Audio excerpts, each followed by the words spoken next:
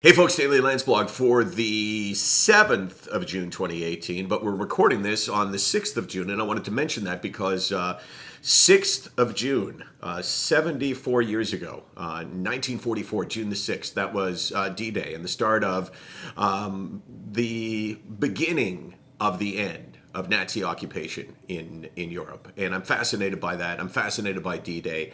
I don't think a day that goes by when I don't actually read something or see something about it.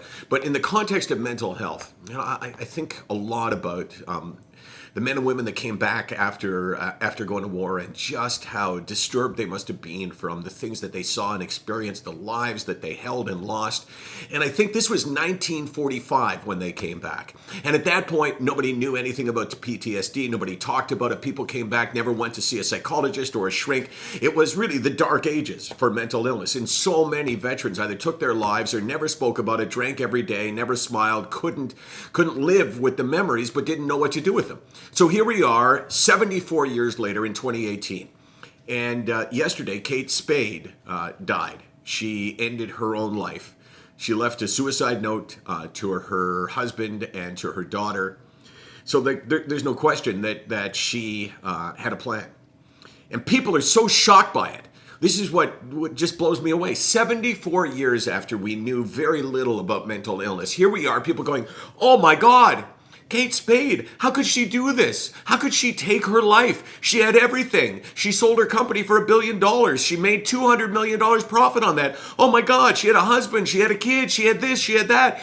People are still so shocked. It's like we're still in the dark ages. 74 years later, we are still at the point where people just don't get it. Money, family, surroundings, objects, they don't matter.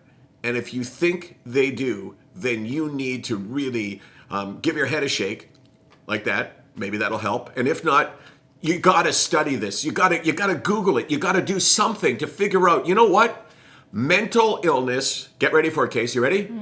Is say it with me, sickness, not a weakness. That's Landsberg over there, Landsberg over here. We are telling you, mental illness is a sickness, not a weakness.